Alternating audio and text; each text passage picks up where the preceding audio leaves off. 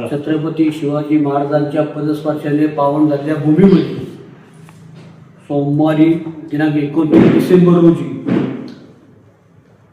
सायंकाळी 4 ते रात्री 8 वाजेपर्यंत रायगाव तालुका जावळी जिल्हा सातारा या ठिकाणी विश्वव्यापी संत संमेलन व दर्शन महासन्मान सोहळा होत आहे।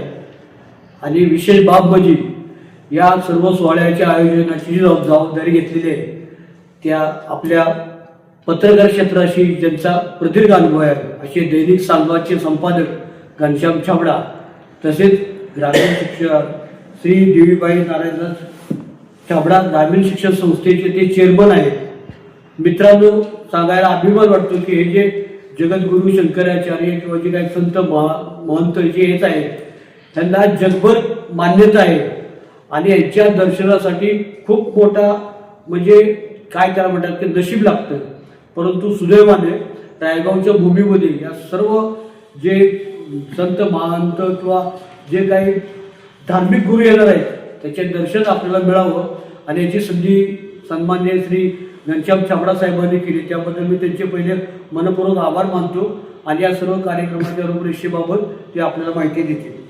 मी घनश्याम छाबडा, अध्यक्ष छाबडा शिक्षण संस्था रायगाव सातारा। असा आज्ञाले का अभिमान वाटतो तुमच्या माध्यमातून सर्व समाजापर्यंत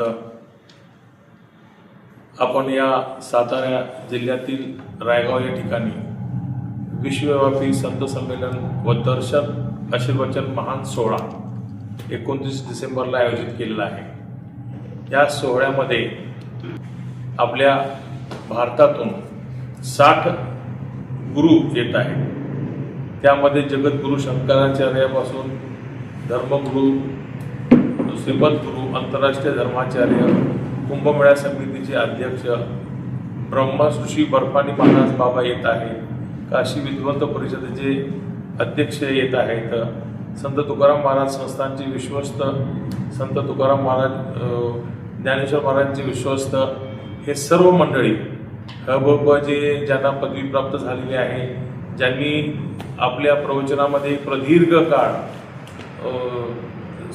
व्याख्यान दिलेले आहे, ज्यांनी अध्यात्मामध्ये ज्यांनी स्वतःला पावन करून घेतलेला आहे, असे सर्व गुरु आपल्याला लाभलेले आहेत। हे लाभण्यासाठी एक छोटासा प्रस्ताव आला होता काही 2-3 महिन्यापूर्वी की बाबा ह्या लोकांचं ह्या ठिकाणी आपण एक प्रवचन घेऊया, आणि ते संस्थेनं स्वीकारलं आणि त्याला अनुसरून हा दिवस आता जवळ आलेला आहे। त्याची तयारी पूर्ण आपल्या रायगाव कॅम्पसमध्ये झालेली आहे। त्या ठिकाणी या सगळ्यांचे आसन व्यवस्था करण्यात आलेली असून ते सगळ्यांना त्या ठिकाणी येऊन आपल्या समाजातील सर्व लोकांना आशीर्वाद देणार आहेत। आपण सर्वांनी त्या ठिकाणी हजर होऊन आशीर्वादाचा लाभ घ्यावा आणि कार्यक्रम झाल्यानंतर त्यांचे काही प्रवचन असतील त्यावेळेमध्ये ते ऐकून झाल्यानंतर त्या ठिकाणी महाप्रसादाचं आयोजन केलेलं आहे।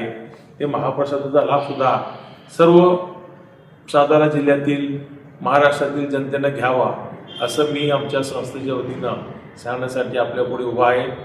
आपण हे सर्व माझं कार्य येणाऱ्या संतांच्या परिचय आपल्या माध्यमातून आपण सर्वांना द्यावा अशी मी आपल्याला विनंती करतो। जय हिंद, जय महाराष्ट्र।